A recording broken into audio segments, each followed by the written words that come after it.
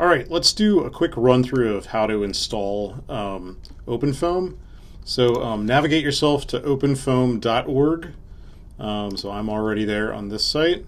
Before you download OpenFOAM directly, you should actually look at, like, depending on whether you're going to run on Windows or Mac, use the pull down to actually read these first. These are actually much better walkthroughs. I'm currently operating on a Mac. I'll try and remake this video on a Windows separately. So to run this thing on OpenFOAM, what it says to do is download Multipass. And this is actually the recommended way to do it. So, like, navigate to Multipass and download this for macOS. It'll just be like a regular graphic installer, so I'm not actually going to show how to install that. After you are done installing it, it will come, like, and you open up Multipass, it'll come to a page like this. So what this is basically like when you launch one of these, it will basically install a little copy of Ubuntu in whatever version you were using here, and it will open it up. The one that's recommended for OpenFOAM 13, which is the most current one when I'm recording this, is Jammy Jellyfish.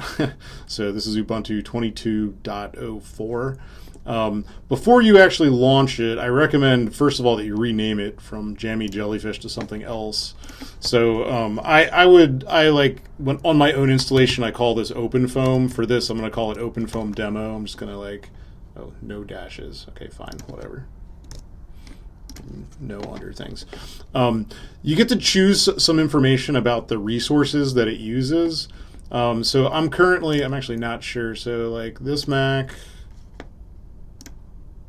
has 32 gigs of RAM, and I actually have no idea how many cores this thing is running right now. Forget it. It doesn't really matter. So if I had, like, 4 performance cores, I would just, like, turn on all those cores. I probably have something like 8 performance cores on this computer. I'll set it to 8. It doesn't really matter. For the memory, like, this computer has 32 gigs of memory, but you actually only need, like, 4 maybe to run this. So I don't know. Like, you'll see that it actually uses much less. You give it however much memory you think it'll take. Disk space, like, the recommended, like, the default amount is 5 gigs, and I actually think that that's probably okay for most installations. But the thing is, it's only going to use the amount of space that it needs, so, like, I typically give it more. One really important button at the bottom is this thing called Add Mount. In fact, sorry, now that I'm thinking about this, many of you are going to be doing this on laptops. Just keep this low. Something small. It doesn't really matter. For this is a really important setting here, the mount. So the mount is basically going to create a directory that you can access from within, in my case, Mac OS X, which you're really going to want. You're going to want to be able to transfer files back and forth between this Ubuntu installation and your computer. So, like, what I typically do is create, like, a folder called, I don't know, OpenFOAM.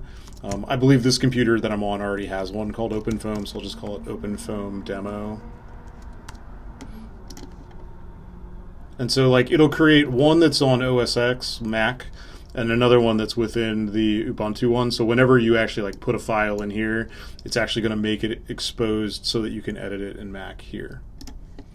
And then launch it. That's all there is to it. So it'll actually take, it takes like a couple minutes to do this, so I'm going to pause this. Like, you can see that it takes a couple seconds to download it, and then it'll take another couple of seconds to actually launch it. All right, that took about a minute to install and install the Linux setup. I did get an error when it finished about, like, the mount point not existing. Let me just fix that up for a second. So, like, what I had said was that I wanted it to mount something at a certain location, and it turned out that I actually needed to create that that directory on my Mac first. So, like, what I was trying to do was create one that was, I think I called it OpenFOAM Demo. I actually need to create this folder on my computer first. So let me come over and do that. Let's see, where is that? So in where's JP Feezer. And then in this directory, so that's users jpfeezer, I need to create a folder called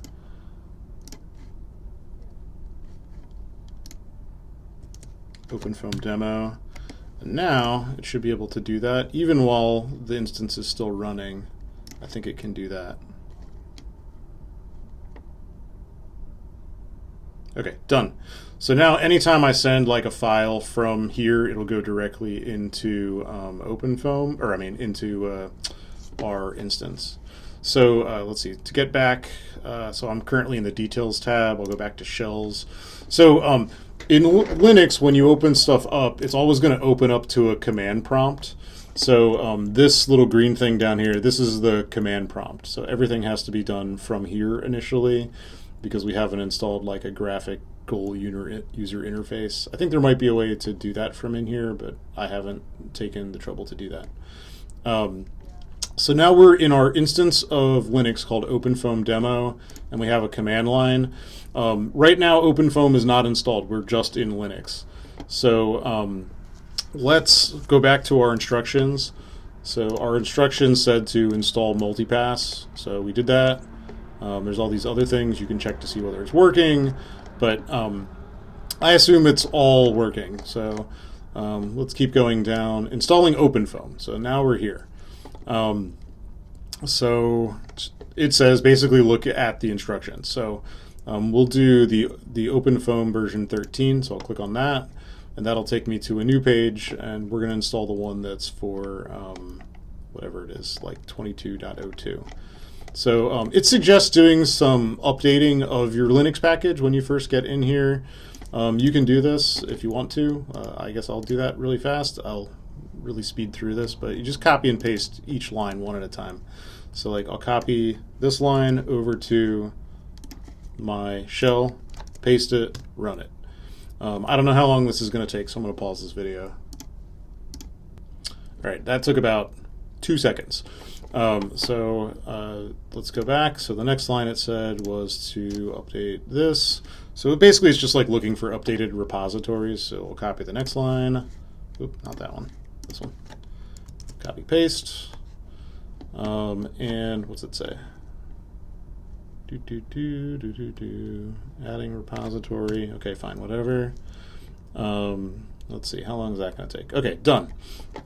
Next line, it says, so it says you only need to do that once for a given system, and then update to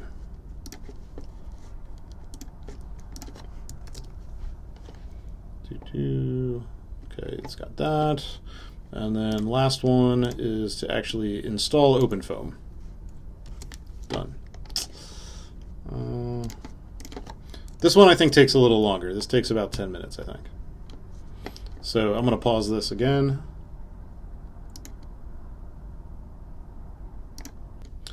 And we're just about done. All right, and we're done.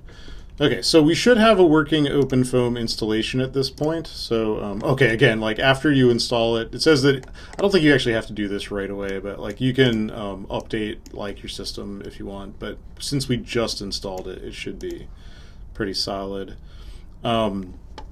So one thing that you have to do after that, this is a good idea, so let me tell you about this thing called a bash rc file. This is a Linux thing.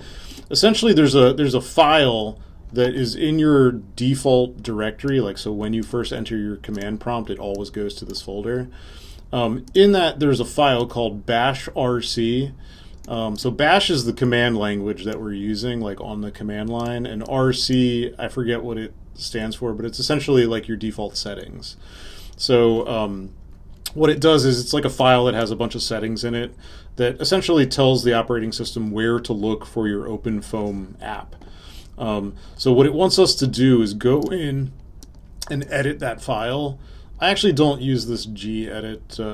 I don't know much about this editor. I use one called Nano. So you'll see, like, but you can use whatever you want. So when we go into our command line, we're going to see, so if I type in like nano.bash rc, so there's a note that there's like a little dot in the beginning. The little dot indicates that it's a secret or hidden file. When you open it, there's like a whole bunch of stuff. All these settings are like already there. I don't want to really mess with any of that stuff. I don't even know what it does, to be honest. But we'll just go to like the last line of this file. Scroll, scroll, scroll. Oh boy. Okay, there we go. So now we're down at the bottom of this file here, and it wants us to copy and paste a line in here. And that is this bottom line with the little dot.